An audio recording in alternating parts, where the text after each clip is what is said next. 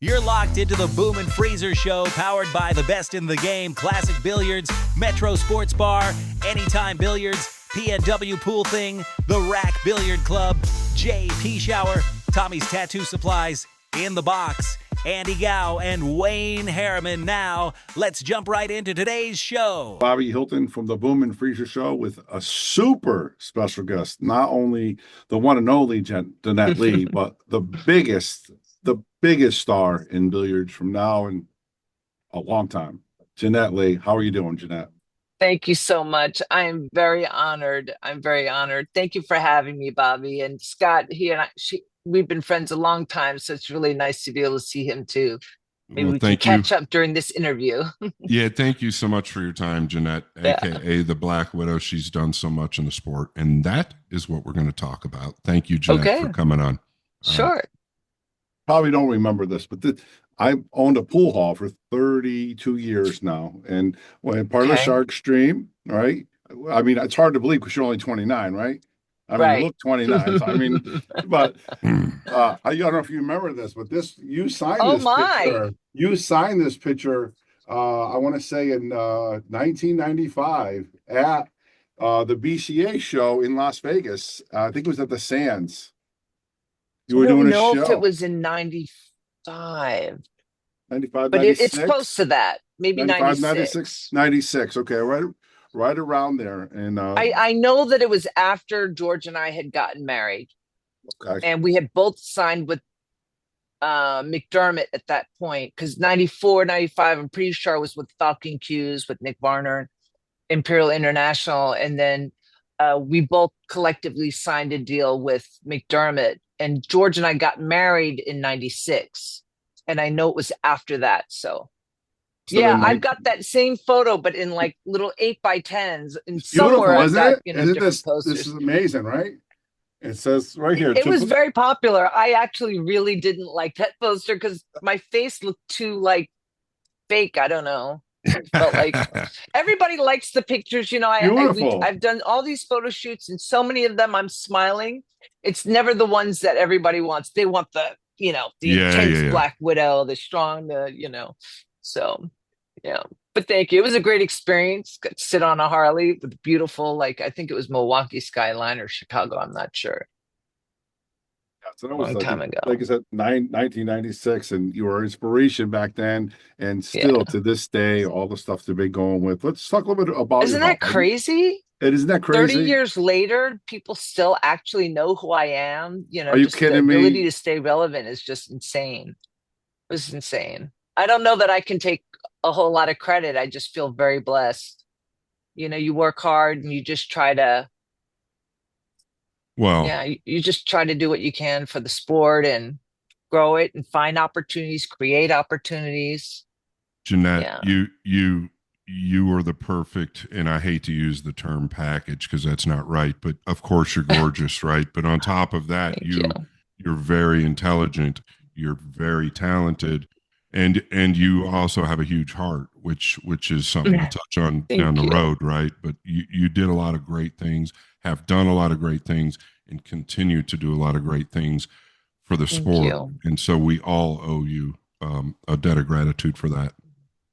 Thank you. I appreciate it. It did look like pool was getting really, really big, and us losing, that TV coverage, ESPN2 was such a shame. But, it was right around that time that I got diagnosed with ankylosing spondylitis. And then a few years later with fibromyalgia, both autoimmune diseases, and just everything, all the surgeries on my back throughout my career, and having to disappear and then work your way back up to the top every time. You have to take time off for your surgeries, recover, you lose your ranking, you got to build your way back up. So I just had to keep doing that, but it's, it was a lot. And I just feel like, for some reason, I just kept getting opportunities, opportunities to, hopefully do something positive for the sport. I do wish that we were back on television and not just streaming, but I'll tell you what, the players they're just incredible. You're incredible. but the skill level of the women and the men today is, I mean, it's beautiful. It It's really beautiful. is. Yeah. It's yeah. Agreed. Yeah, compared to, 20 years ago, 30 years ago. And they were great back then too. But of course, it's just a whole different world now, today right? is, With these players. Yeah. Yeah.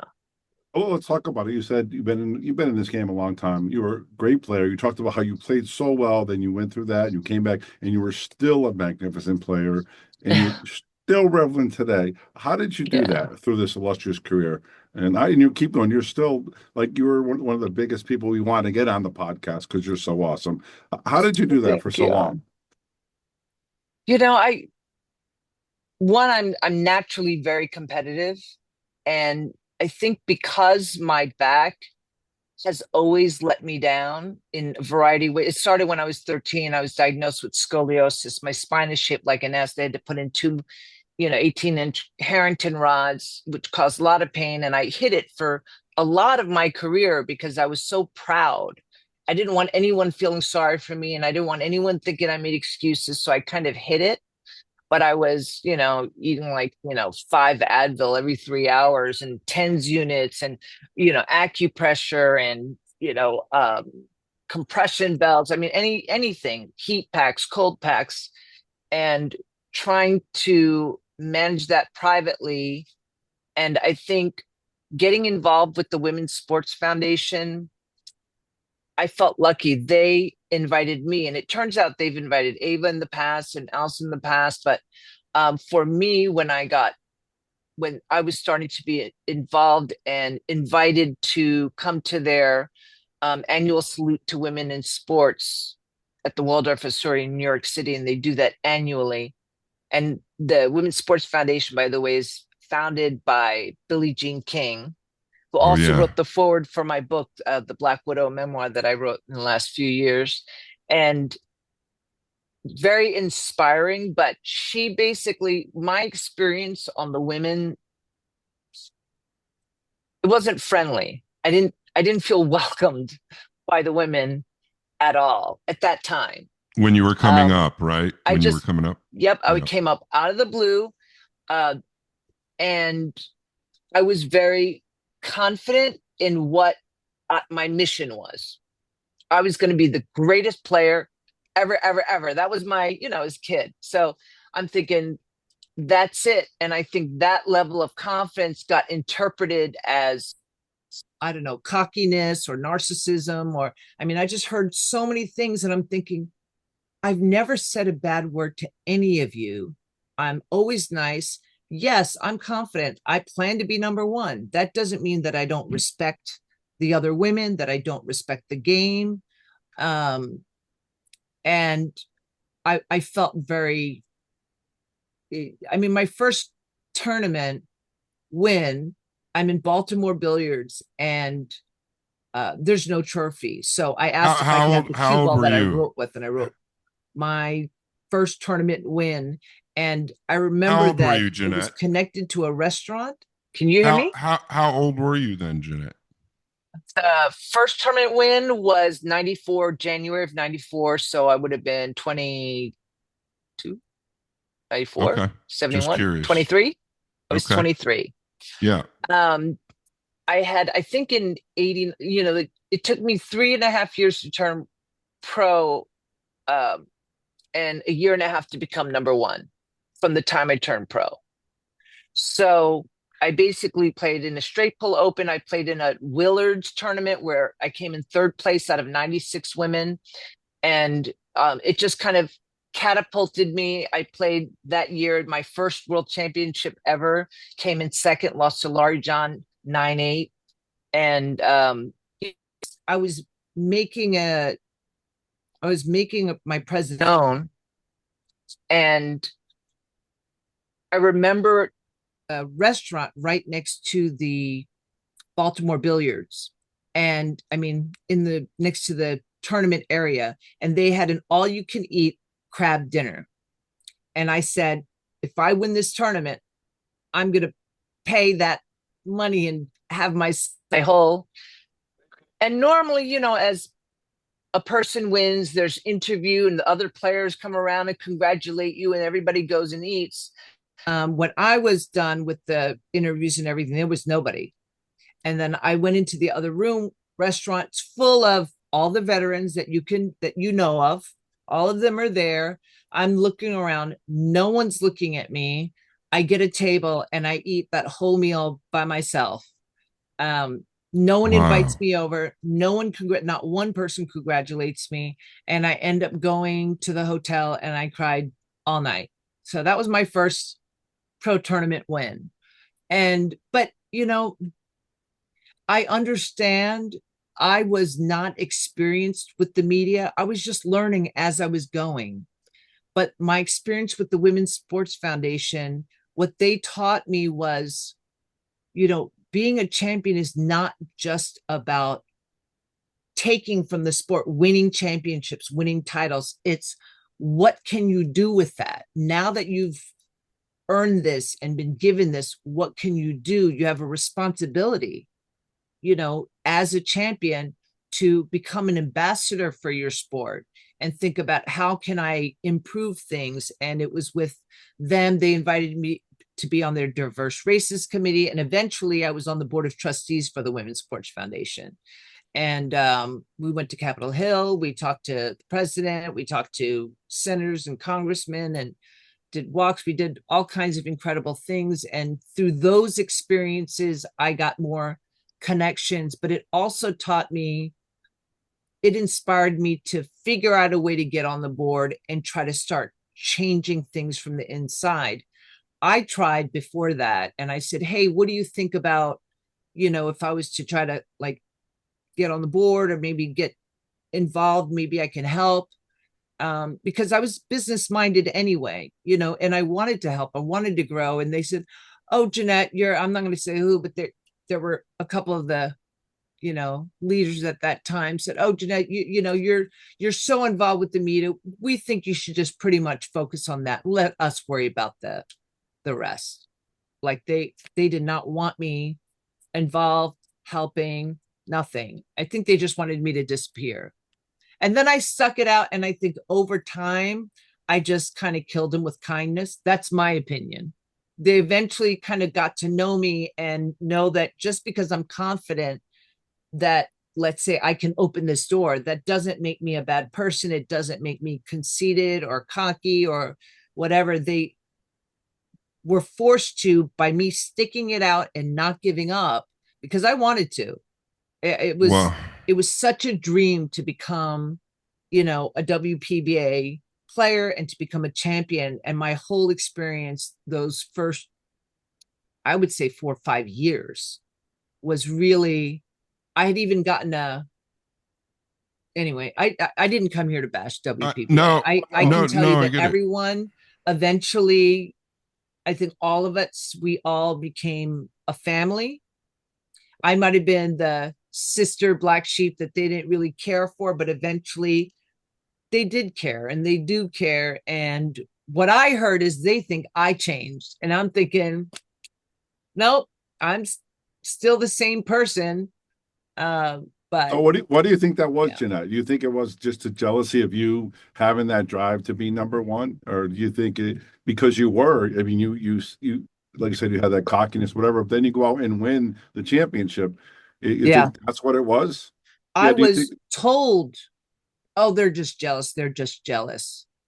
But I do think I had some responsibility in, I don't think it was fair, but life's not fair. You can't get hung up on that.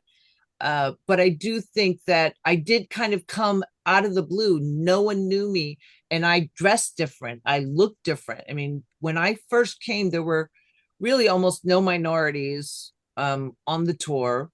I'm dressed in all black, which is a very New York thing. And I was wearing a lot of black since I was 12, since I had that major surgery. I went down this rebellious path, and I had my own apartment when I was 15, working jobs, went to college for 2.5 years while still trying to go pool. And I just finally got to kind of a crossroads where I wasn't able to give my 100% in college because I wanted to play pool, but I couldn't give all my effort to pool because I had to keep going to classes. And I finally had to sit down with my mom, and I was like, I think I can always go back to college, but I feel like I'm getting some kind of momentum here, and I want to play this out, and I'm willing to work all these odd jobs to support my habit, which was playing pool. And then eventually I learned that you can just practice and play for table time. And I learned the gift of negotiation. That was my first, really. I mean, I don't know how often, I mean, it is common to kind of haggle on street vendors in New York City, but really it was never that I people always asked if I hustled, and my being a woman was the hustle. I was constantly underestimated. So no matter how bad I was, they still thought I was worse. So we would negotiate these games and I would end up winning a lot. So I wasn't spending as much money on table time and then I started playing for $20 a set and then $50 a set. And then, it kind of grew from there, and I learned and earned, but it was easier than it would seem because I was truly underestimated. Even though I was bad, it was like they just kept. And it's still, even the last time I gambled, I think it was a pretty good score there at Derby City. I was involved. I just had so much fun there. I had so much fun. But I was involved with you. To keep going if you're hardly playing and you're not getting the practice. So then the confidence you once had isn't there. Now you're just hoping. You're just trying to trust your mechanics, trust the work that you've done over the span of time.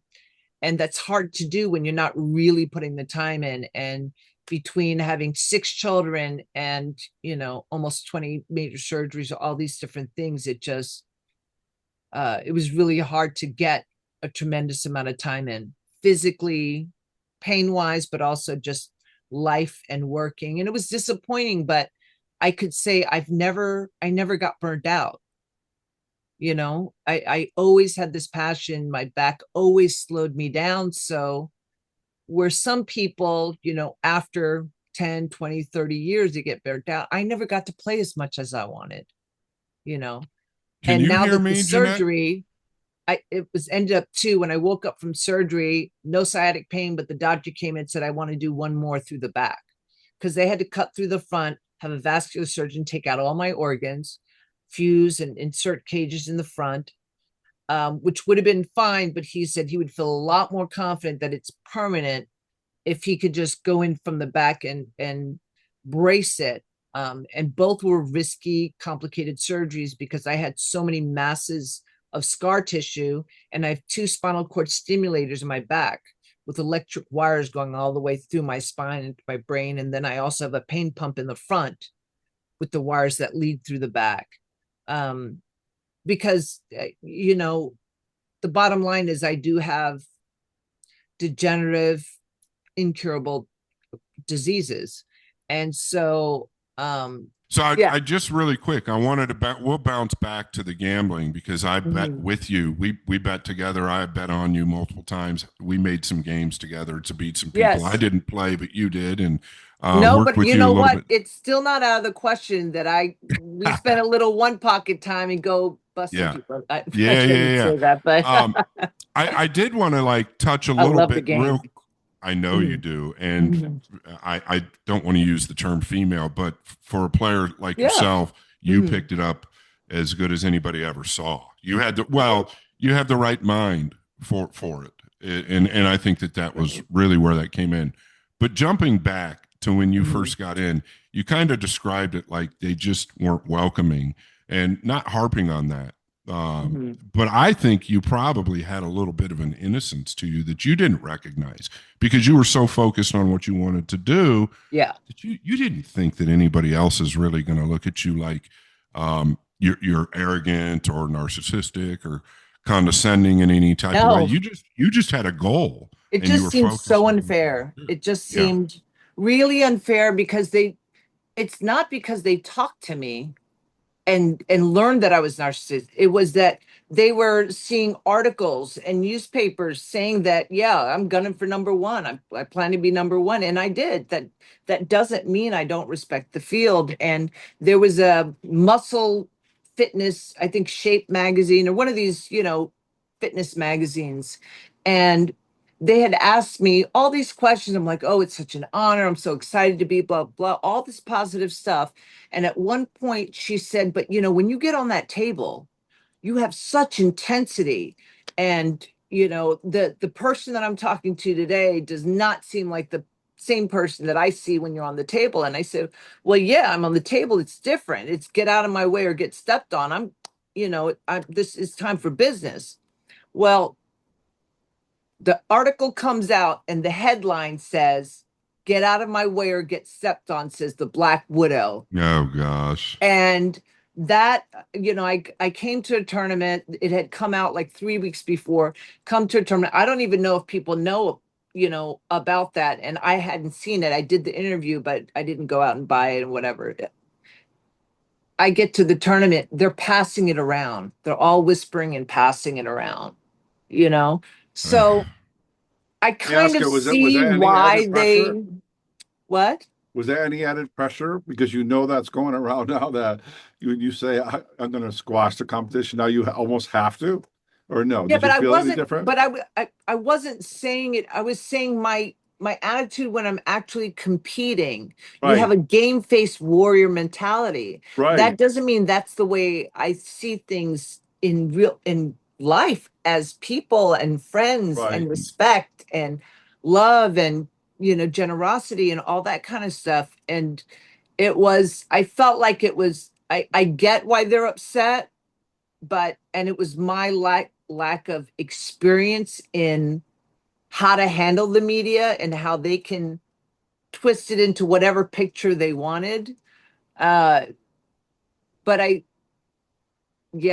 had gotten one of them sent me a Christmas gift, and I opened it. So strange because it was one of the people that really were kind of leading the pack back then, and was not nice to me. So I was surprised to get a Christmas gift, and I opened it up, and it's a Dr. Seuss book called Yertle the Turtle.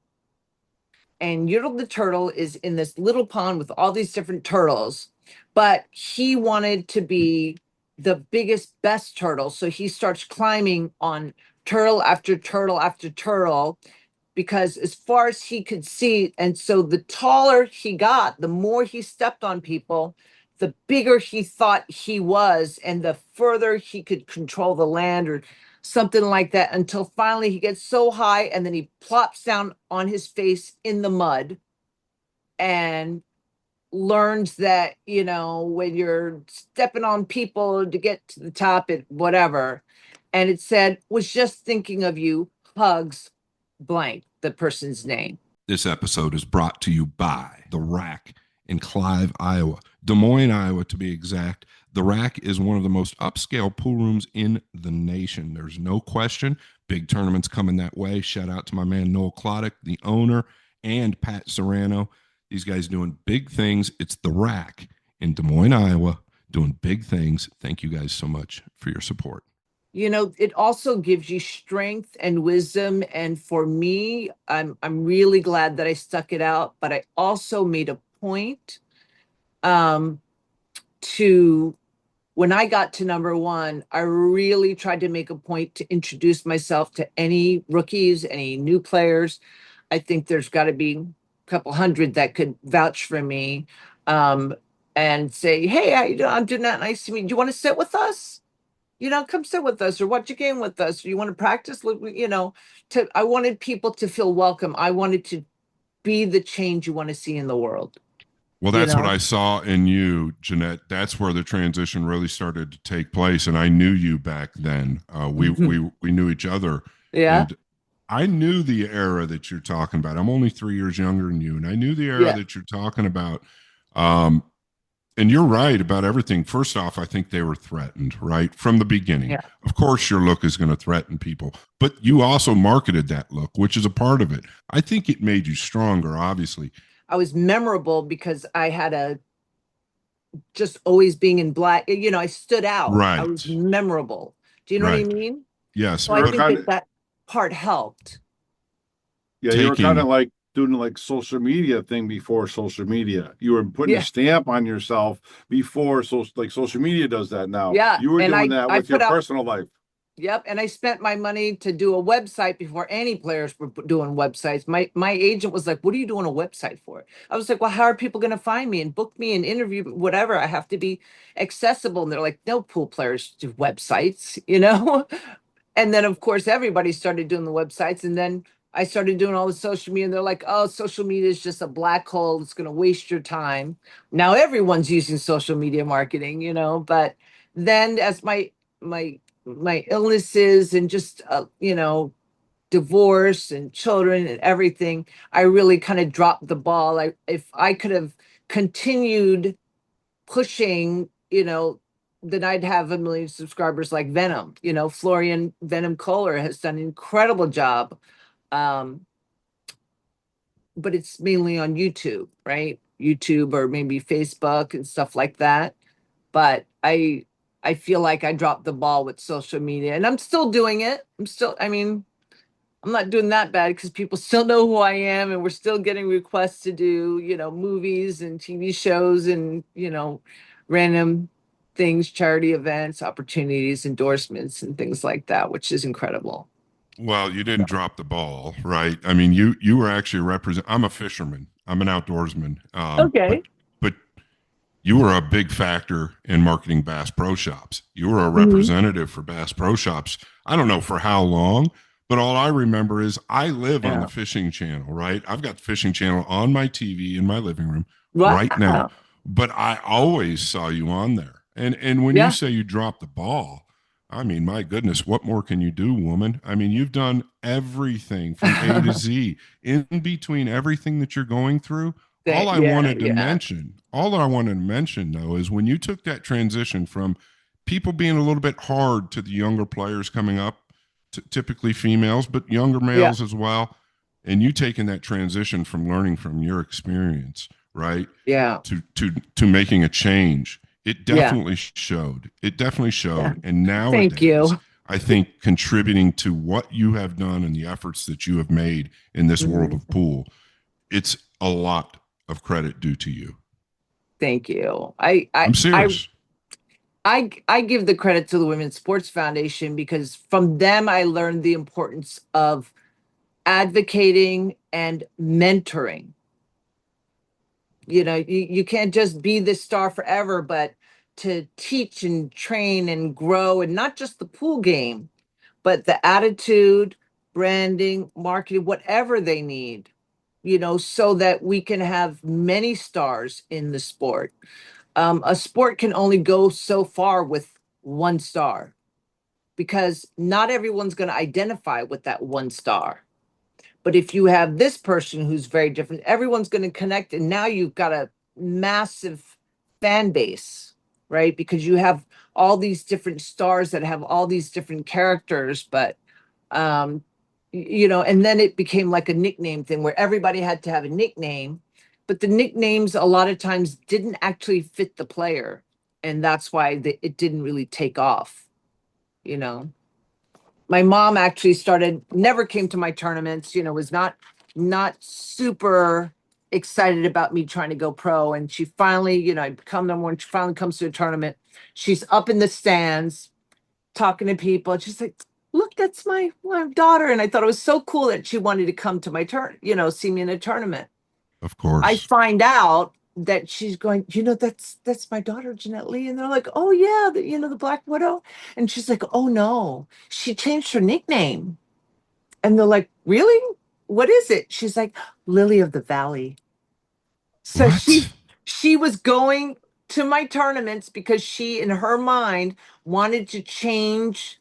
She didn't like, her baby was not the Black Widow in her eyes. My mom did not see me as a Black Widow. She thought it was a very unfair portrayal of who I really was.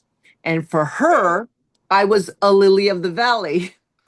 So she actually came to the tournament with a little bit of an agenda to have my nickname changed to Lily of the Valley, and I have no idea why that didn't stick.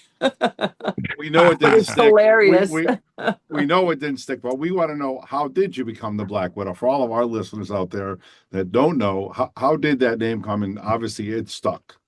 Yeah. So I'm already becoming one of the better women players in New York City. There was someone named Fran Crimmy, Billy Billing. They were a bit older than me, and they were veterans. There was Dawn Murin, who eventually married Don Hopkins, and now I'm sorry, I can't remember what her last name is now. But in any case, um, I was already kind of getting known, and I had heard about, and I'm starting to play in all these weekly tournaments.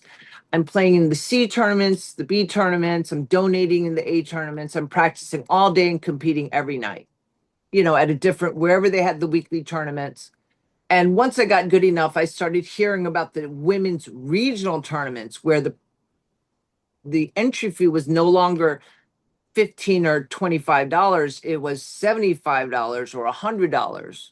And again, at this time, I'm 18, 19 years old, no support from my parents. Not because they wouldn't have. It was, I didn't even want it. It just was never an issue. I didn't ask for anything. I just wanted to do this on my own.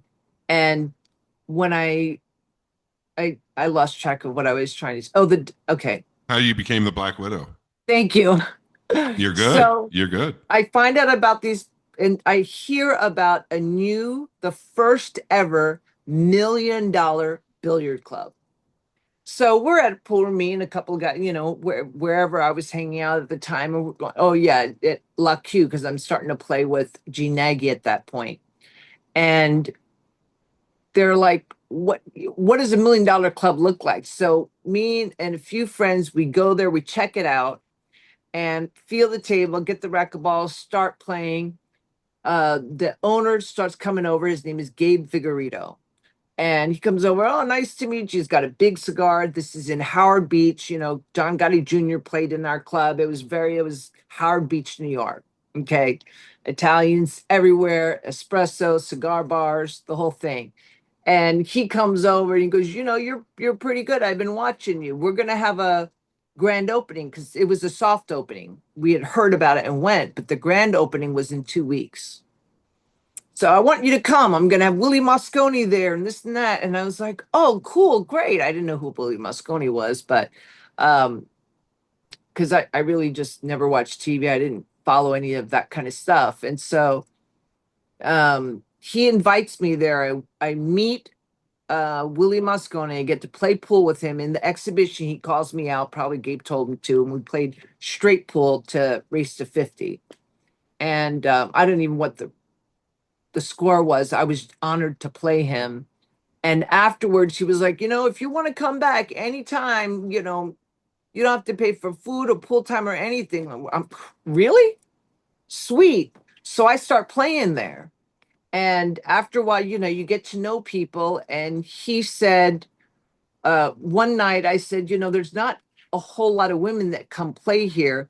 What about if we make a Monday or Tuesday night, ladies' night? I'll teach an hour for free if you'll donate the pool time. So they get 1 hour of learning from me and 1 hour of practice time afterwards. And he said, yeah, because it bothered me that there weren't more women playing pool. I don't know why it bothered me. And it was the same thing. Anyway, I can go on to another story. But anyway, at the end of all that, it was maybe a year afterwards when he said, I remember when you first walked into this club. Yeah. It was closing time, end of the night, the waitresses, the bouncer, me, the owner, his son. And she said, yeah, you were this cute little thing dressed in all black, long black hair. You come in, you're laughing, you're talking to your friends. And then you go over, you feel the cloth, which I do. I don't know what, like if it's loose or tight or dirty. I just, of course, always had a habit of just kind of feeling the cloth. And then got the racquetballs. And he said, your complete demeanor change. You stalked that table. You looked intense and you were just whacking the balls in. Because I was pretty good, but, not great cue ball control, really good shot maker, huge heart under pressure, this kind of thing. And you could see that. And he said, you know, you reminded me of a black widow. And everyone's laughing and I'm not getting it. I'm like, what do you mean black widow? Like husband widow? What do you mean widow? And he said, black widow, it's a spider. And, you know, we're from New York. We got cockroaches and rats. We don't have black widows. And so he explained to me what it was. And he said, you remind me of black widow because you lure your opponents to the table and then you eat them alive. And so that stayed a joke right there. But then when I had that idea for the Tuesday women's thing, I come in one day, he takes a picture that I took with Willie Mosconi. You know, when we did the show, they took pictures. He used one of those and he had this trifold paper where you take it and it becomes a triangle and it sits, you know, like a stand. I forgot what brochure. Yeah, some kind of brochure stand. Table tent. Thank you. Yeah, a little bit taller than a table tent, but anyway, it had a picture of me and it said, come play pool with the Black Widow. She really knows how to break balls. Oh boy. And this was for the Tuesday night free, whatever. And I was like, what? No. And I just start running to all the tables. I'm like, my mom is going to see this. You know, I'm like, what? I didn't want everybody call me the Black Widow. I was like, everyone's going to hate me. You know, who wants a Black Widow nickname? I mean, when it's a couple of your friends, it doesn't really bother you, but you don't want everyone thinking you're Black Widow because Black Widow doesn't sound friendly. And I hadn't known until then really what I looked like playing pool. Like you don't know what you look like when you're bowling or watching a movie. You're not thinking about it.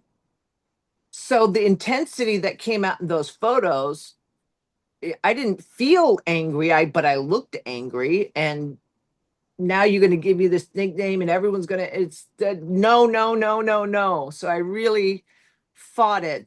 And then within, again, my game's getting stronger. I'm starting to win more titles right there. New York, New Jersey, Pennsylvania. I'm starting to travel up to Rhode Island, Massachusetts, Boston. You know, we're moving around now. We're starting to grow to this semi-pro kind of level, right?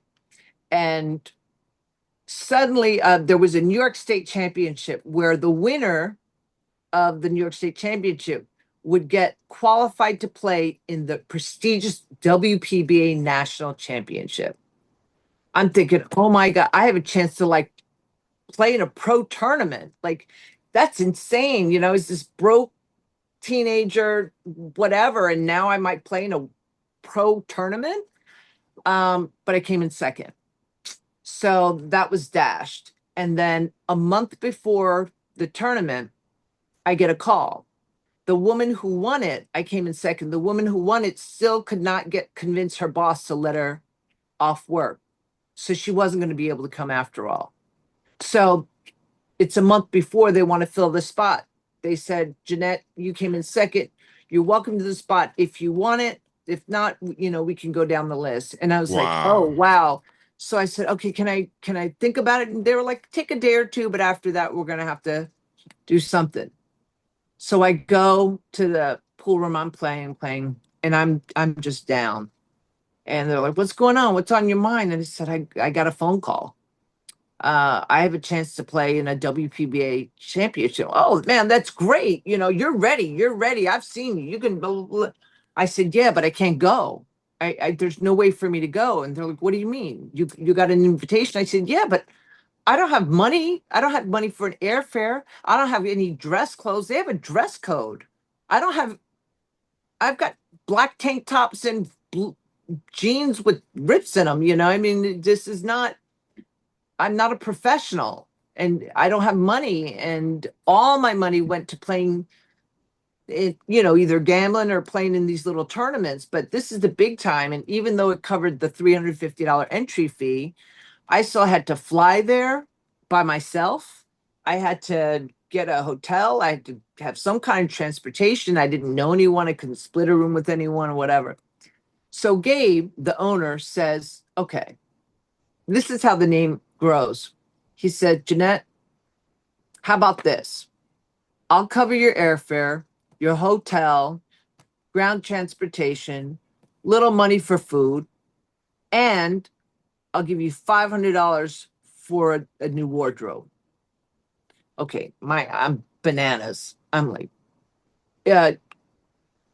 he said on one condition. I'm like, what is it? I'll give you my first child. Yes, whatever you want. And he said, all the clothes you buy have to be black. Wow. Okay. I'm like, okay. I mean, I always wore black anyway. Yeah, you were already doing but it. I was never forced or requested to. It was just my choice.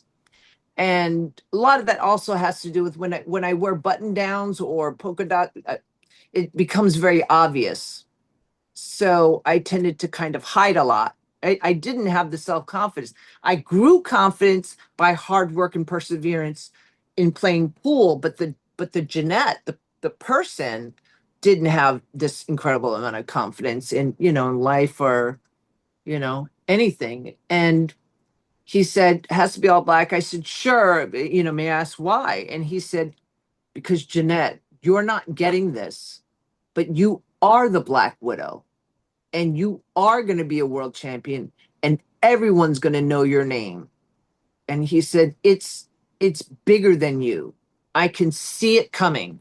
You're on that track. And the sooner you accept it and just, appreciate it and live it, the faster you're going to get there. But it's inevitable.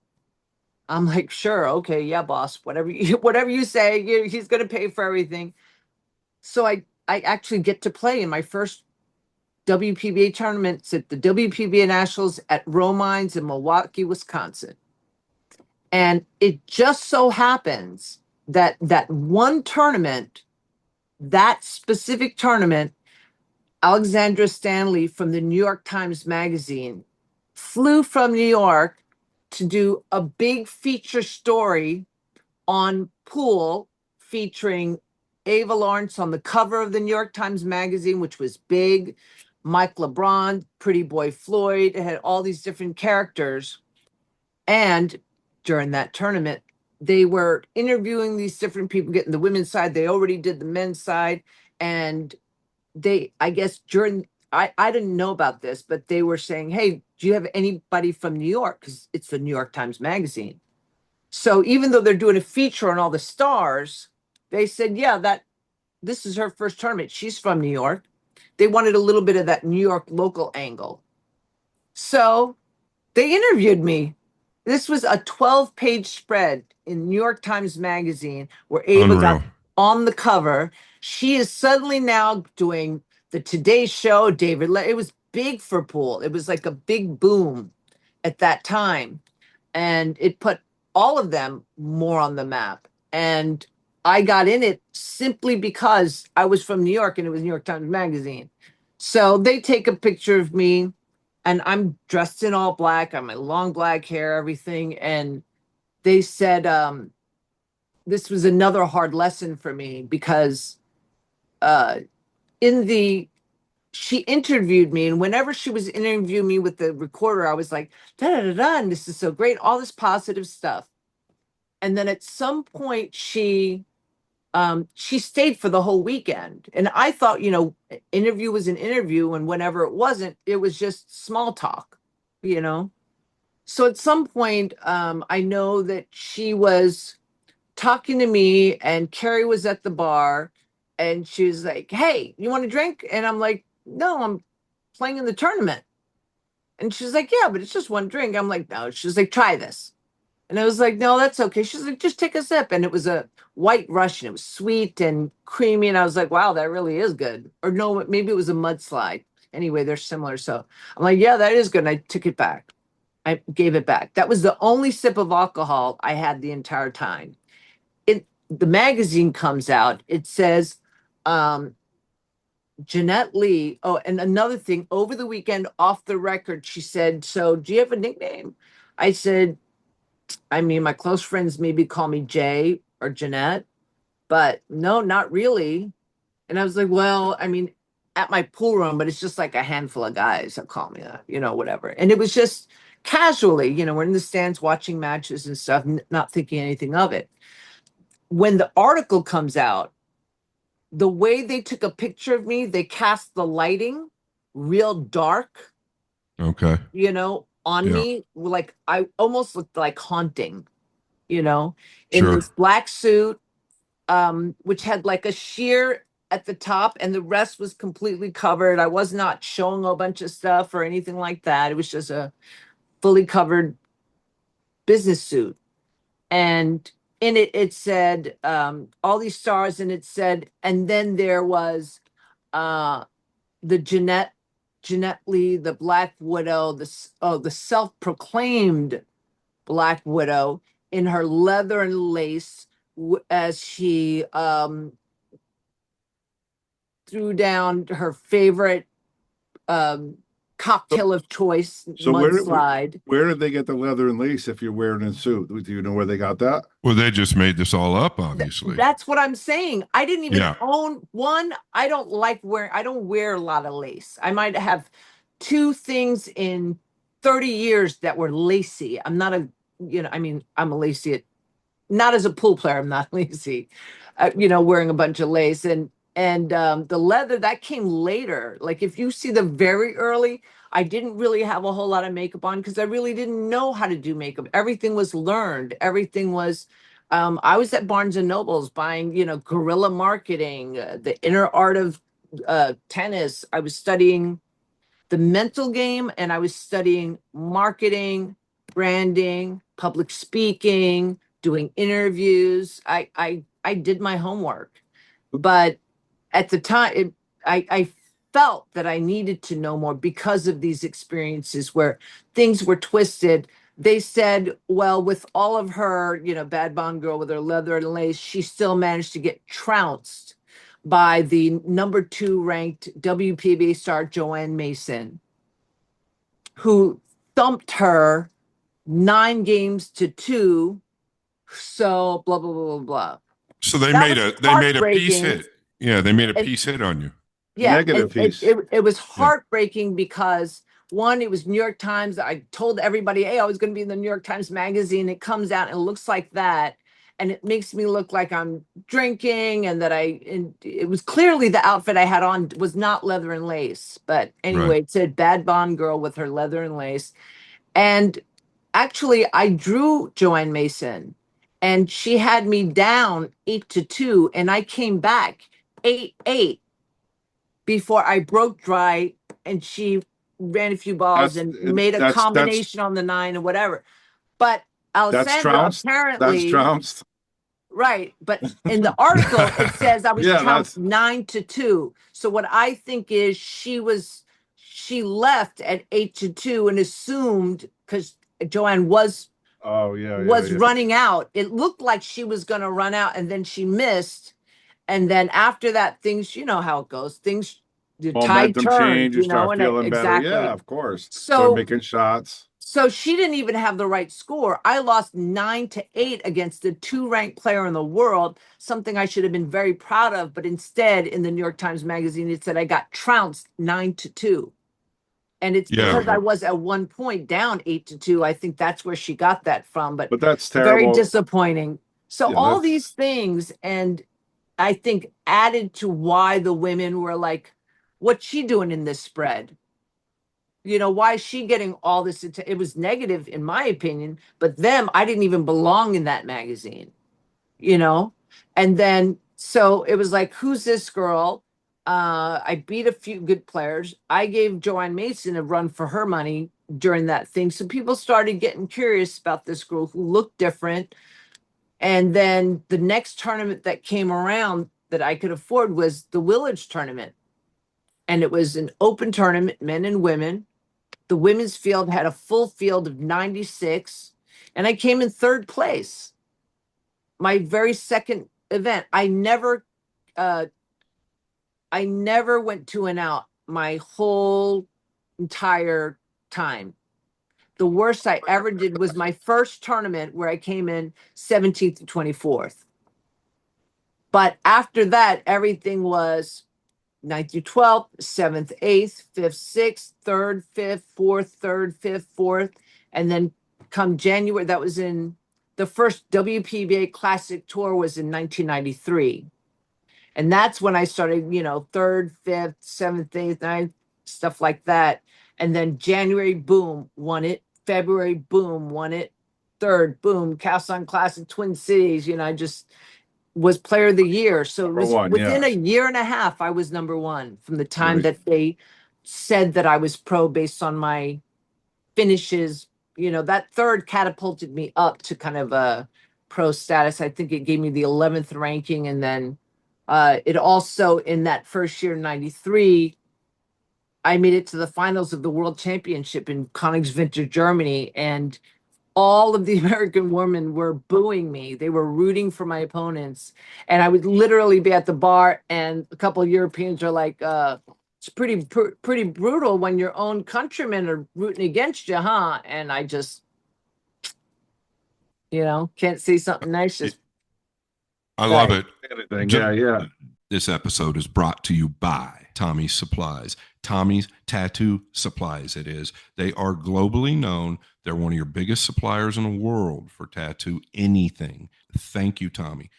Jeanette, yeah. So I have to say it, resorting back to the Black Widow, this name, obviously, this name, so, you know, I'm sure you know this, but me being a pool player in my prime, even now, when a friend that's not really, you know, we all have those friends that, and we love associating with people sometimes that aren't in the pool world because we like to get away from it, right? Go but fishing. when your friend introduces you to a family member or somebody that you don't know, and they always have to slip in, well, he's a professional pool player or she's a professional pool player. Well, the first thing that person asks me, and this is common, is, do you know the Black Widow? Right. Yeah. And so that's how big your name has actually become in the industry, or has been in the industry for the better part of 2 decades, probably more. It's absolutely amazing. I don't know that there are too many people, especially in the United States, that don't know who the Black Widow is. So your story. I'm sure there's a lot. There's a lot of people that do, that don't. Yeah, I appreciate it. You know, it's interesting. They don't all know Jeanette Lee, but they know the Black Widow. Right. I will say that I learned that earlier in my career. It was Jeanette Lee, the Black Widow. I had the nickname, but at the beginning, I didn't love it. I was not sure, but I learned to love it, and I think it was because back then it was not really considered appropriate or good for a woman to come off very confident, you know, and very competitive. I mean, I'm sure that there were several, but I just mean the normal communities, for someone to have this strong aura, this strong presence, and unapologetic about just going for it. That's what the Black Widow nickname gave me. It kind of, I already had the nickname. It kind of allowed me to just go for it and be me. And I grew confidently into it. And I think the fact that name did kind of suit my playing style, and the long black hair, you know, with the widow, thinking a spider, you know, with the long black hair. And I'm guessing, I don't know what all made it work so well, but I will say that at the beginning of my career, when I was with Falcon Hughes and Nick Varner, he had Nick Varner cues and we had Jeanette Lee cues. Even though I had a huge fan base, it didn't sell real well.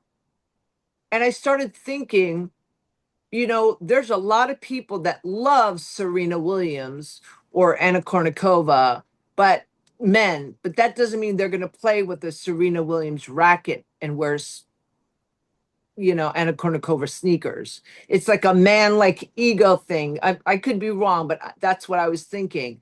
So, like signature cues, when it came to women, sure, more women would buy it, but not as many men would buy like a girl's signature cue. So that's where I started thinking, okay, we need to change this a little bit. So I started, instead of being Jeanette Lee, the Black Widow, I started branding myself as the Black Widow, Jeanette Lee.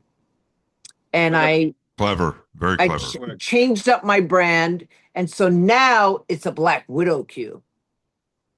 And the logo that I created, because I originally had the logo. I don't know if you could see my signature. Yep. Yes. Yeah, the widow, and then Jeanette Lee. Right. That was my first logo, right to, like within the first year of, semi-pro, going pro, #1, something like that. And then eventually I changed it to that. Yeah, I love it. I don't know if you can see it. Pull it back a little bit, Jeanette. Yeah, we can see it. Yeah, we can see it. Kind of. Anyway, sorry. No, we get it right there. We got it. We got it. Yeah. We got it. So, it's just clean, strong. There's a lot of black widows that actually look fat and have really sloppy webs, and I just cleaned it up a little bit, but something that would be cool, something that would be cool that guys would be, men and women would be proud to wear a Black Widow t-shirt, Black Widow Q, Black Widow case, Black Widow. So that's when we started really pushing the Black Widow. Yeah. Yeah. The stuff that you're doing, like you've done before, like you said, before Serena Williams almost, and now you see people that play basketball like Caitlin Clark, a superstar female player. Yes. And there has to be some credit to you, because you 30 years ago, you were doing the women's thing to push the women to do bigger and better things, not just like the Jeanette Lee Q. Before you, there was no women Qs. You know what I mean? You were the stepping stone, and you were doing the thing outside that the women pool were doing, that the men were true? Doing. No question. I think so. Were you in the sport before Scott and I? I don't know how long you've been in the sport. I've been in the same time. But I follow sports, and I follow women's sports. And, like I said, you were the first women to do all these things that you're doing. I agree, Bobby. I agree. I think that you made an impact on women's sports, definitely not just in the pool world, but outside of it. There's no question. I'm going to take credit. I know I'm not being very humble, but I'm going to take credit for one more thing. When we signed with McDermott Q's, over the years, I didn't want to be a poster board. They had stickers. I mean, eventually they had nicer patches, but what I was seeing was people were putting stickers on their shirt. They're playing, the stickers starting to peel off. It just didn't look, there was like a billboard. I wanted a clean black look. I didn't want a bunch of things. So like Imperial International, who was one of my big sponsors, I wore a gold nameplate that said Imperial International, or I had them make a 14-karat gold, nice gold pin, and I would wear that, but I didn't want to do all that stuff. So then, again, I'm getting more sponsors and I'm running out of, space, and I want it to be more visible, because I could tell they can't see that little bitty Imperial International pin when I'm playing pool. So it doesn't really, I'm not doing enough for the companies that are supporting me. So this is what was going on in my mind when we signed with McDermott. So what we did was I had my normal shooting cue, my normal McDermott shooting cue, and then my break cue, I had it say right along, I have it somewhere, but on the butt end, it said McDermott, plain, bold, green with the clover. Before Predator ever did it, before any of these cues did it, I think I didn't see anyone that were putting their sponsors' names, bold print, plain as day, on their cues. And I didn't want on my playing cues because I wanted my playing cue to be fancy and pretty. But the break cue, generally, who cares? And so every time I broke, and actually, I remember Renee Palman from the APA, whenever we had sponsors, something that she noticed that none of people do, that every time I would play and get ready to break, she noticed that I would look down at my cue and I would turn my cue so that the McDermott was people can see it. Yeah, so turned exactly right, because I had McDermott on this side and this side. Yep. Right. But she noticed that even when I'm competing and I'm beating these people, I'm going for it, I still make the time to make sure that my case, which had all my sponsors, were positioned visibly, and that every time I broke, I took a second to go, okay, McDermott, boom, and then I don't remember who started doing it after that. The only big one that I remember is Predator started putting Predator on there. when I was doing it, he had just bought it. There was Thomas. He was partnered with a guy. Not Thomas Wayne. I don't think. No, the guy who owned Predator before Karim. Oh, yeah, he was a friend of mine. Gosh, he was a friend of mine. I have his number on my phone. He's a friend of mine. That's good. Good friend. It's gonna come to me. It's gonna come to me though. Thomas. I think it's no. Thomas. No. Where are you? Alan McCarty? Yes. Alan McCarthy. Alan McCarty owned it prior to Karim. Yeah. Almost positive. Yeah. So anyway, yeah, before they hadn't. Yeah, Alan McCarty, you're right. Started by Alan McCarty and Steve Titus in 1994. Yeah. So I was putting that McDermott thing in 1996. They hadn't even gotten to the point where they started putting it. They had the stickers, but they weren't putting it along the length of the queue until, I don't know exactly one point, but that's what we're saying.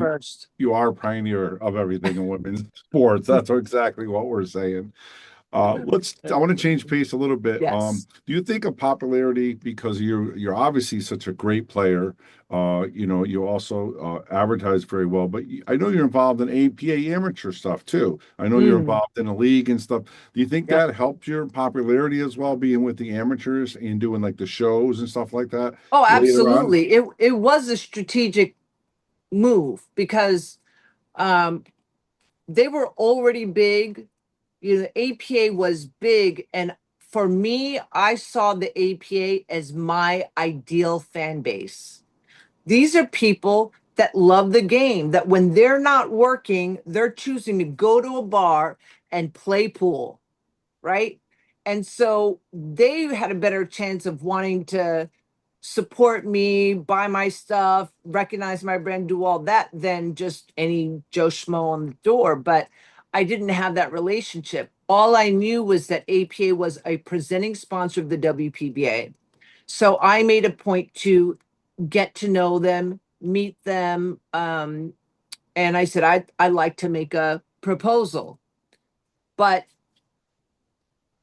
believe it or not, back then I was already making good money because I negotiated some very good deals back then. I mean, did you do that yourself, Jeanette? Yeah. I did all of that myself. Awesome. Eventually, I got I convinced somebody else to be my agent for a little while. It didn't last for long. It was a little bit too early in my career. There weren't enough. There were requests for me to do free appearances at celebrity charity benefits and stuff, but like the money wasn't rolling, the endorsements and all that. So she was doing a lot of work and not getting a whole lot out of it. But as I was growing and I was getting better, I mean, I think that the first time I went, I saved, after I came in third out of 96, I actually met, do you know John? Of course, you know who John Lewis, who was on the BCA board and eventually, left when they sold it to become a for-profit league, the BCA league. So he started ACS, him and a bunch of people. And anyway, at that Willards, he was the first friend I ever made at like a pro tournament like that. He was very professional, very friendly, not flirtatious, and just said, hey, let me help you out. And if you could do this, helped introduce me to people and saw that I was, I was winning. He was like, boy, you can play a little bit, because he wasn't at Milwaukee when I played in the first tournament. So he didn't know who, he had just met me, but he was seeing me play. And he's the one that told me, I said, I really I would love to play, he's like, you think you're going to be playing more often? You're going to stick around and try to play more of these pro events? I said, I don't really have the money. I said, right now I had somebody that sponsored me for this, but I don't know that they'll keep doing it, but I would sure love to. And he said, well, maybe you don't need to. I mean, we have something called the BCA trade show. It's the Billiards Congress of America. It's a group of different companies all showing their wares. And he said, if you wanted to get sponsors, that would be the place to do it. So I went home, I started saving money. And then I paid $30. I took out the yellow pages. For some reason, I couldn't find in the yellow pages. I ended up finding in white pages, a resume writer. I paid him $30. I brought the newspaper clippings from the Daily News and the New York Times Magazine and all this, because the Daily News was when I did that Howard Beach grand opening. He had a bunch, because it's the first $1 million club, so they had a lot of media there. And the media from when I was in the New York Times Magazine, stuff like that. I gave him all these different clippings. He wrote a resume for me, paid him $30. And then there was a guy named Stan Schaefer at Amsterdam Billiard Club who was a regular, but he was also a world-renowned photographer. He did the Sports Illustrated pieces, he did the Victoria's Secret pieces. He did incredible canyons and, I mean, incredible photographer. And I told him, you know, what I was doing. I was playing there all the time. He was like, come outside with me. And he took a picture. I'm going to leave you for just a second. Go ahead. I want to just show you something. It was the first, wasn't even a pro yet, but I'm kind of glad that I was able to find it. And this was the very first professional photo that I had ever had taken. Let me see if I can. Yeah, so if you lower the picture and let the camera get your, there you go, perfect. Awesome. Wow. And actually this right here said Amsterdam Billiard Club. And that was the Equinox gym that was right next door. You had to go in on, it was on Amsterdam Avenue between 76th and 72nd. You had to go up the stairs. And so he came down with me with his picture and he stopped some of the cars on the street. He took out his big leather jacket. He threw it on me. He took a little yellow rubber band that he had in his thing. And he had me sort of sling the majority of my long hair backwards. And he took this photo, which I think is just so cool. It was really a popular thing back then. So pretty awesome. Super young, you know, I think I was maybe 19 or 20, you know, just really, really young. But it kind of set, all of this kind of set the stage. It all worked together. But I do think part of it is being kind, being open, and putting yourself in the position for opportunity. But the biggest thing I learned is by the time I walked out of that BCA trade show, after 3.5 days, I bought this white dress. You know, I went and actually bought some clothes for myself because I was starting to actually make more money gambling and more money in these tournaments. And I clip-clopped with these uncomfortable shoes from booth to booth to booth, telling them that, you know, I was planning on being number one and I would love your support. And this is what I could do for you. And I was telling them, you know, if you have trade shows, I can this and that. And I did a little bit of research on some of the companies that were there. And years later, I mean, by the time I left that and a lot of follow-up phone calls, I would say within 2 weeks, by the end of that, I had $39,500 in sponsorship that I was going to be getting annually. That's amazing. And none of the deals were less than a 2-year deal. So all of them were anywhere between a 2-year or 5-year deal. And some of them were giving me, like the gloves, they were giving me $500 a month. You know, and this other company was giving me $500 a month. And then, you know, Imperial International actually gave me quite a bit. Plus I negotiated for life, medical, and dental. Got that, you know, because I had really bad health. I had, you know, by the time I was a pro, I really went through a lot with scoliosis in my spine. It was always really bad. And because of my medical history, I couldn't get medical insurance. Now you can't get denied. You call the healthcare marketplace and they might charge you an arm and a leg, but you can at least get insured. But back then, because of my medical history, nobody would want to insure me. And so I told them that it would be important if I could do it with the company, then it would be under the group insurance instead of individual. Right. And you get better benefits. So I was able to negotiate that a lot and convince them. And I started going to trade shows and trying to play with people and talk to them. And it was scary. It was nerve wracking. I was not confident, but I didn't see a choice because I was either going to be working 3 jobs and just play a little bit and ease my way to the top over a span of 40 years, or boom, get it now, get sponsors so that you don't have to work all those jobs. So That's right. And you did it. That was $30 and you got a random picture and you went around on your feet and you walked around and you made yourself available and you pushed yourself and you come out with $40,000 a year. Yeah, and benefits. Yeah, 39.5. But they told we can round it up. Yeah. They told me later, they're like, even people that I don't even remember meeting back then, but industry people that said, I remember because there were not a lot of pro players that were willing to do that. Literally they said you could see me going down. Boom, zero. Boom, boom. No, but they said, the biggest ones, there were pros that wanted them. But for what I was told is the pros' attitude was, I'm a great player, so you should give me money. Yeah. And absolutely. I started with, hi, I'm Jeanette Lee, and this is what I think I can do for your company.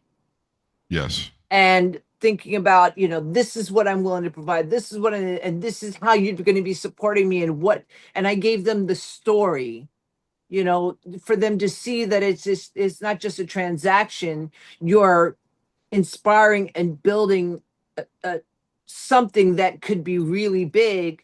And in the meantime, this is also what I'm interested in doing for you in return. And at that age, that was very different. And that's why I was told by many people that I was as successful. Yeah, at that age. Yeah. I mean, I'm still learning the business aspect. So I think Scott does too. We talk about business aspect all the time. Yeah. What you did at that age is leaps and bounds of almost any teenager. I mean, that's unbelievable. What you did.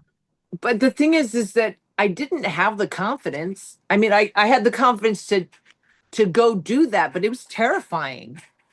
And the first time I told them that I was going to go to these trade shows and do trick shots. I didn't know any trick shots. So I'm in the pool. I'm like, anybody know a trick shot? I'm like, I'm going to go, Imperial is out of New Jersey, but they got this thing going in Kansas City, this trade show here. And, in Atlanta, the Super Show, they had me going to all these sports trade shows, not just the billiards trade show, but all of sports.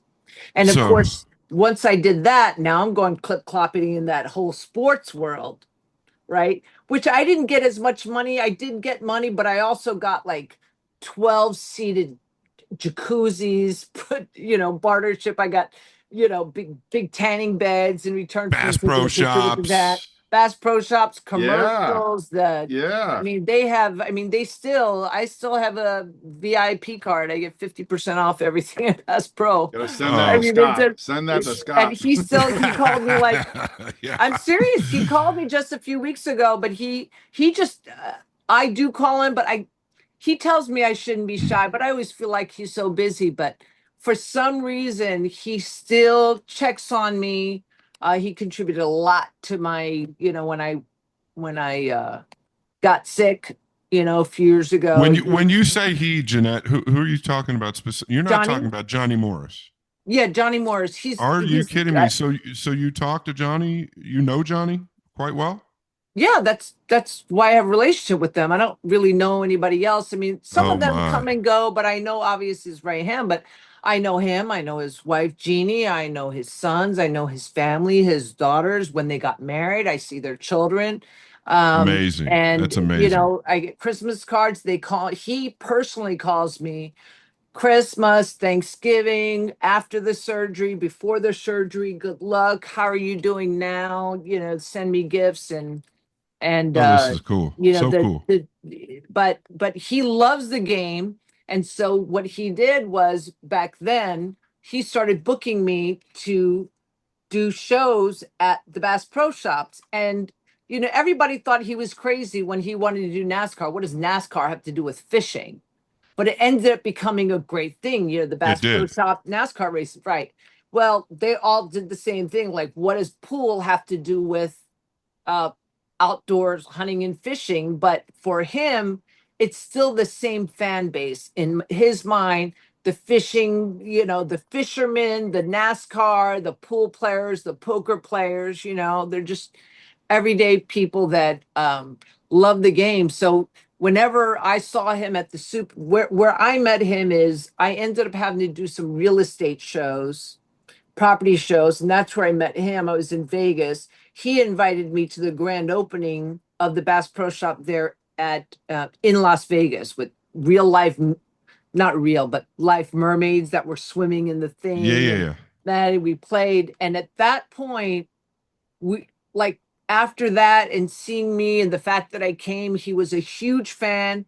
His uncle, he used to play a lot. Well, just so everybody knows, Jeanette, so everybody knows, I'm a huge fan of Johnny Morris. If you walk out into my garage, I'm not exaggerating. I've probably got $100,000 in fishing tackle. I'm sick in the head. But Johnny Morris, I'm a big fan of, and so everybody knows, Johnny Morris owns all the Bass Pro Shops. He's all of the Bass Pro Shops. He actually has a home on Lake of the Ozarks. And I know quite a bit about him. He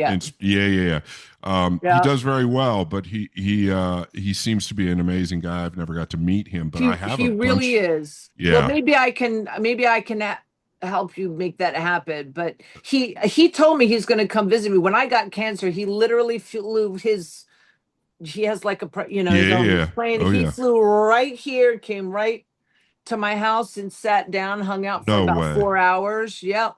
And I've got pictures. So cool. I got so great to hear. If you come, but he's great to hear. So humble. He's so proud. He's had me go to his tracker conventions where, all the salespeople were sitting there. He's like, Jeanette, get up there and tell them what. And I'm like, what? He's like, come on, talk to them. You're going to inspire them. It's a sales show. You're great at it, Jeanette. He was at dinner. Cold turkey. I had to go up on stage in front of, thousands of, it was their sales convention. It was a big convention, tracker, convention. And I went up tracker there and boats. He's like, just tell your story. And I'm like, hi, I'm Jeanette Lee. I started playing, and for whatever reason, apparently it was very emotional and I made people cry. I made people laugh. And he was like, that was, amazing. You're so special. And he has allowed me to do, all the grand openings of all the different stores. And I'll tell you, every store is amazing. It's a dream. Store is amazing in its own right. And when you see like a huge, gorgeous cypress tree right in the middle of this Bass Pro Shop and all, and the amount of conservation and his passion for it. And every time I see something really cool and different that I haven't seen at another store, they'll say, oh yeah, that was Johnny's idea. That was Johnny's idea. He's very involved. Well, he just took over Ranger Boats as well. I shouldn't say just. It's been about a year and a half. And he's Cabela's. Yeah, he's just done so much in the industry. So now I get 50% off at Cabela's too. Well, I promise you, I've got one of the bigger credit cards that you can get from Bass Pro Shop. So, Johnny, if you're listening, man, get a hold of this woman. Yeah. We probably shouldn't brag about the 50%. You guys might have to get rid of that part. But no, I will say that I have a great relationship with Johnny, and I'm just fortunate that. Yeah, he's been very kind to me, and through him, I met Tony Stewart and a bunch of the other guys that have. Let me get. You're good. It's good. Yeah, I'm good. So after that, we've stayed friends, and he's actually he's actually planning a visit now, but I'm supposed to be relaxing for 3 more weeks, and then I go on a cruise with my players because I own Tampa Bay APA pool leagues here with my partners, and so we go on a cruise with them. A number of players win that, and then I come back, and then I do like 6 tour stops in Oklahoma, in Las Vegas, in Maryland. I'm just going all over the place. We're going to get you to Connecticut at Yale Billiards as well. I'm I would talking to your love guy. to do that. I would Yeah, love to do that. And is that where absolutely. Jason Shaw's pool room is It's a somewhere in Connecticut half too? an hour away. Yeah, we had him and Okay. Earl play matches here. We have a lot of Oh, the good. pros come and hang out here. But you guys it's a are great on room. good terms. You're Oh not yeah, like too no, no, competitive no, or anything. no, You're no, no, far no. enough apart that We are, it's we not are. really competition. Okay, good. We both had Good. pro events, and I go to his event. He comes to my event, and it's all good Yeah. stuff. He was You know, incredible. And when I saw him at the Super Billiard Expo, he came and he saw that we were selling all these balls and different things. And he and his wife were like, listen, we really want to support you. I don't know if you want to let go of these balls and posters, but as many as you want to give us, we'll sell it at our pool room. We'll just send you the money. We don't want anything for it. And I'm like, awesome. are you serious, to help raise money? And I was like, yeah, I mean, Jason, the people today are so much kinder to me than they were. Ara and Jace are both great people. Yeah, good friends Yeah, of mine for sure. They're love awesome. them. That's great. That's good. That's a good story. This episode is brought to you by PNW Pool Thing Stream. They're out of the Northwest. Jesse Johnson, good friend of mine, is the owner. They're doing great things up there in the Northwest. Their logo is one of my favorites. It's a Sasquatch. So do us a favor. Follow PNW Pool Thing Stream up there in the Northwest. You'll absolutely enjoy it. Thank you guys so much. Jeanette, I know that we'll switch gears for a second. Yeah. I know that we all know that you've had a lot of struggles. I knew you when you were struggling with your back and nobody else really knew. Mm-hmm. Knew a lot of different things, or special people knew, but right. You've been struggling with ovarian cancer. You got ovarian cancer. Now, you and I, ironically, we did a lot for kids with cancer. If you remember, we were in the Ohio area raising money for a bunch of young kids that have cancer. If you don't mind, do you mind touching? I know that you're in remission now and you're doing amazing. You look amazing, and we're so happy to have you here. Do you mind touching on where you're at right now with all that? Yeah, sure. So 4 years ago, January of 2021, I was diagnosed with stage 4 ovarian cancer. I was going to bed, I was laying down, I felt this pressure right here, like I couldn't breathe well. And I was like, and I used to have, when I was touring a lot, meaning doing a lot of shows and a lot of tournaments and everything like that, I started actually having an anxiety disorder, and I would have really bad panic attacks. So, just the fact that it happened when I was going to bed, and I sit back up and I thought, oh, maybe it's a panic attack. But then the next night I went to lay down and I literally just felt like I was drowning. I was like, oh, I really had trouble breathing. So I went to sleep sitting up. And I packed my bags in the morning and said, I'm going to the hospital because whatever this is, it's serious. I've had enough of a long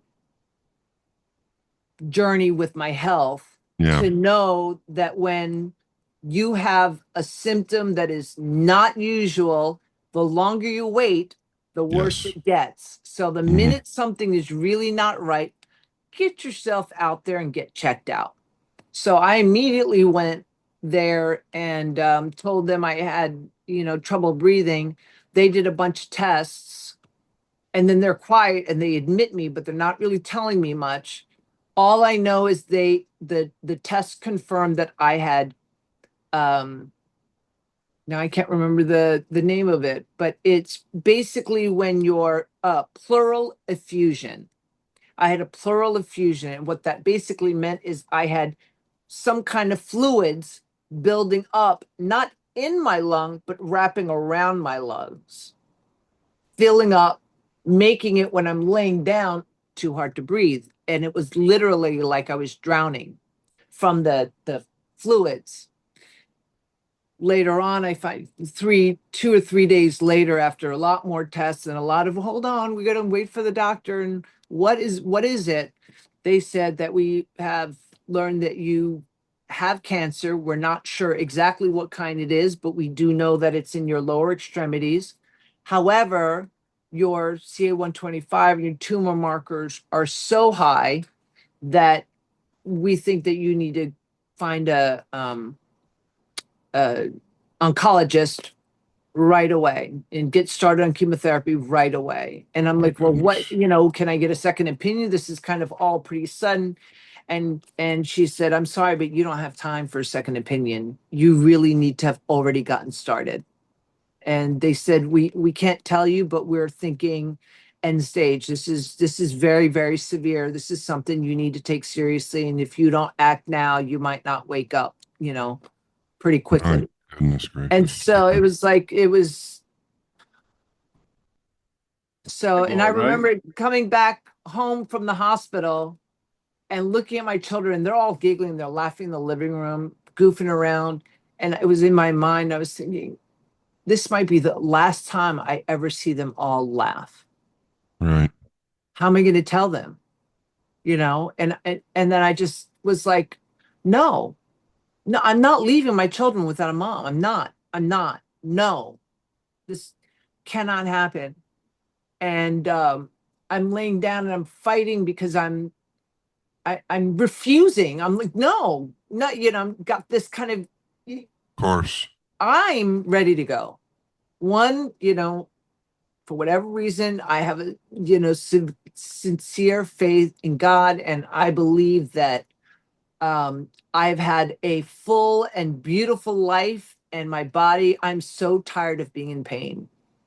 I'm in pain. I'm in pain all the time, all the time. Right now, I'm in pain. It's not as severe with the sciatic stuff, but I still have fibromyalgia and ankylosing spondylitis and degenerative disc disease. And because of my cancer history, I can't get treatment. Normally, you would get immunosuppressants. I used to have to go to get infusions every 4 weeks. A lot of people know this, but every 4 weeks through my career, I had to go to an infusion center and get 4.5 hours hooked up to an IV to manage, the AS and everything. Yes. And they took me off all that. So now I have that pain, but untreated, right? Untreated because they don't want me taking immunosuppressants, because not only is it cancer, but ovarian cancer is really, really known to come back. It has very, very high success. They believe that even if you are technically in remission, meaning they said all remission means is that the cancer markers are not detectable on the scans they have available today. It doesn't mean that it's not in your body. It just means that. Did you have a surgery to remove the cancers? Actually, I had a total hysterectomy. So they've removed everything, like literally almost everything. No, everything that you could. It was a total they have partial, total. I had total hysterectomy. And I did all the chemo. I did everything they told me to do. And then they were like, I'm sorry, but, and I'm like, I'm cancer free, right? I'm in remission. He's like, no. And I was like, but I did everything you told me to do. How could what are you talking about? How does this work? I don't get it. And, but in any case, I ended up I still take chemo today. I have to take 2 pills in the morning, 2 at night. It makes me quite nauseous. But outside of that, I will tell you that these last 4 years have been some of the toughest in my life, bar none, between, my children being at my youngest children being at the critical age, 11 to 15. They've got so much emotions and hormones, and all girls, and they're getting. That's a story in itself, isn't it? Developing, in several That's a show ways. itself, right? And, trying to handle that and the intensity of, just the struggle with divorce when you have, been together. We were together 20 years. Sure. And just everything. And then buying a new business, Tampa Bay APA. I had never been a league operator before. I'd never even played in a league before, so I had to go through training, learn this entirely new thing while I was still also entertaining the troops overseas for the last 26 years. And I think doing a lot of these things, you make connections, you meet people, you stay in touch. And I think, a little bit of good karma and some prayer and good things come your way. But I am more hopeful now than I've been in a very long time, because as far as we know, I am still in remission. However, with it being ovarian cancer, they want me to stay on the chemo. And the chemo actually has only known to give you 2 years more of life. It was very successful at elongating people that looked like they didn't have any more time and giving them 2 years successfully, and then things kind of drop off from there. I'm at 4 years now. So there's I'm a reason. good. There's a reason you're still with us, Jeanette. Yeah. And I think you're going to be with us for a long time. Thank you. Yeah. I don't plan to go anywhere. I agree 100%. But now that I don't have that severe sciatic pain, I mean, it's difficult. I mean, Scott, just imagine if suddenly you couldn't walk without screaming pain. How could you manage your life? Well, I'm actually, you know what I mean? Jeremy Jones. We fly across the globe. I work for the World Nine Ball Tour, Sky Sports, everything else. Yeah, which is awesome. I've seen you. You do great. Thank you. You really are. You really are great. Thank you very much. Yeah. I just started getting sciatica very badly. I've never had it in my entire life. So now when you talk about sciatica, and I know everything you've been through, and I can't imagine the back pain that you've gone on through. Top of that. Yeah. On top of everything else. Yeah. I can tell you that I've had sciatica in the last few weeks, and Jeremy Jones had it at a terrible level. And it's probably from the long flights. It's probably from sitting like I'm doing right now, and the commentary sitting like I'm doing there. But I've had it at points in the last couple of weeks where it could basically almost cripple me. Erica, my better half, has taught me how to stretch, do things. Yeah, I was just going to say that you can do. There are sciatic stretches even on YouTube that you can do beginner yoga for sciatic, or sciatic stretches, beginners yoga or whatever. And it'll show you, a lot of people point their toes, but you actually want to go the other way with your feet, bring your toes towards your chest and long and anyway, I could go. So it just seems like there are some things you can do, but but for me, what happened was it wasn't intermittent. It stayed I couldn't imagine. Right there. And you literally don't want to be conscious. You're right. But how long could I sit there feeling sorry for myself? So even with all this pain, I would get up and I would cook, I would enter the score sheets, I would go on this trip, and I'm so much pain, but that's only been the last 3 years, but it got tougher and tough. It wears you out when you're in so much pain. And there's no escape. I mean, you literally lay in bed and the slightest movement is like, I mean, or you try to sit up or you try to get up, and it's so tough. So I used the wheelchair more in a lot in the last 3 years. And now I'm just starting to walk again with, cane. I was using walker only. So now I'm using a cane, but I think within a couple of weeks, the cane really, I don't know how much I need it, but because my legs have atrophied, my legs are really thin. My thighs, they're really atrophied because I've really, my activity over the last 3 years really decreased. Really struggled. The pain was, the pain affects everything, and my thighs atrophied. So now I'm so weak. So I'm very susceptible for falling and things like that. So it's really that, but it's not because the sciatic pain is there, but it's just a little extra that sometimes I feel unstable and just gives me another thing to kind of hang on. But I think that now with the less pain, you should be moving around a little bit more and building everything back up a little bit. Exactly. Right? So now I just did and I got some YESO, YESOUL, YESOL, fitness rowing. I got a rowing machine. I'm going to get my chest and my lats and all that going. And I got my, universal thing that Jean got me. And then I've got a recumbent bike, and now they're going to be sending me a treadmill. And yeah, we're gonna get back in shape. Pool game, I don't know.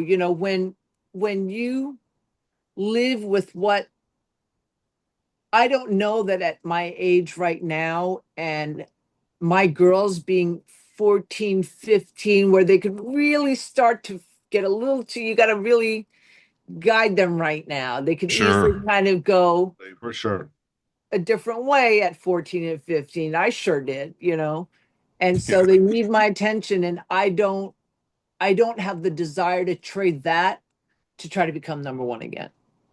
Well, do I think it's possible? As good as these women are, it would take a tremendous amount of training and discipline and sacrifice to be competitive with that. That's not to say that I can't, have my good matches, but I mean like winning.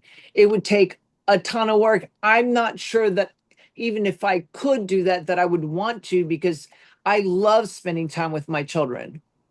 And I also You're winning right now. You're winning right now in every aspect. Yeah, you're getting your health back. You got your kids. I own this Tampa Bay APA Pool Leagues business, and I love our players. But when I got cancer, I wasn't able to manage it. And two friends of mine, Anthony and Stephanie Spano, who had no intention of buying a business, but I knew that they were the perfect combination. Because he's like a DJ at night. He runs a university. He's super smart, very friendly, outgoing, great on the mic. She, meticulous, exact detail, punching numbers and all that other stuff. She's amazing. She's artistic, creative, responsible, punctual, and tight. She does not make errors. Period. This woman is a beast. Perfect. So to have that combination, I was like, listen, you guys need to come on. And they actually did. They bought the business, and now since then the business has tripled. Wow. And I could easily right now go off and start playing pool and go spend time with my children, but I feel a responsibility to my partners to help them grow this business. They grew it when I was weak. Now that I'm strong, it's time for me to give back. So I want to make sure that I'm spending a good amount of time with my Tampa Bay APA players and, building it into the best thing. Our players love us. We do so many events. We keep it so fun. And I owe a lot to my partners, the Spanos, who are from Oklahoma. I'm going to be going to their hometown there next month for I don't know how many. I'm doing a show. My agent, Tommy's got me taking a day off between every show so that I could ease into it. It's probably a good idea until I get real strong. But yeah, I don't like it because I'm gone so much longer. I'd rather do 4 shows and get home. But now I'm gone Jeanette. 9 days because I have to take a day off in between all that. But so I'm going to get fit. I am going to spend time with my children. I'm going to get my game back to at least where I'm dangerous on the Mighty X. Yeah, that's something we teach. Yeah, I teach that. Oh my gosh, the Mighty X is kicking my butt right now. Just when I was, well, not right now, I haven't, but just before the surgery, I was trying to do it. And I learned somehow now, when you saw the old pictures of me, my alignment was on point. Whereas now when I've seen it, for some reason, it looks like my head's, I'm looking left eye dominant, which I'm right eye dominant. So that's weird. And my elbow goes in a little bit. Could have something to do with your back. It could. Right. And they said this is going to be an adjustment. So we've been traveling. Jeremy Jones travels a lot, and that's really what I'm doing most of now is teaching. And I did some stuff for Bobby, who's involved in the APA. Mm-hmm. But if we get a chance, I'd probably love to come down to your area because that's where my passion's at, and it's really grown over the last couple of years. Cool! So I would love that. I would do it in a heartbeat. But I'm just super thrilled with where you're at right now. I'm excited. I'm hopeful. I'm more hopeful than I've been in a long time. There's you've heard of the Adult Swim channel? Yes, you're doing something with them. Yeah, haha, you clown. That should be coming in, I think to late October. I'm sure that they haven't given me the exact, well, I know that they News here, start. guys. Breaking news here on the Boom and Freezer Show. Go ahead. Tell them That's all you right. got. you Haha, you clown. Breaking news. clown. Breaking news. I think I'm in like 3 episodes or something like that. But it's Adult Swim is like these cartoons like The Simpsons so it's not I'm no Jessica Rabbit. I'm like this frumpy, has been retired pool player, Jeanette Lee, who's the next door neighbor.